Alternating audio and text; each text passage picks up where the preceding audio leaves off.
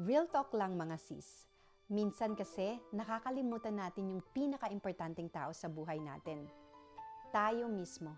Oo, ikaw, ang sarili mo. Pag nagkaasawa, nagkaanak, lahat inuuna. Pamilya, trabaho, bahay. Pero sarili, naiiwan sa dulo. Tapos kapag tinanong mo sarili mo, kailan ko ba huling inalagaan sarili ko? Tahimik ka kasi nakalimutan mo na pala kung paano. Pero girl, tandaan mo to ha, hindi mo kailangan maging losyang para lang masabing mabuting asawa or nanay ka. You can love your family, you can give everything without losing you.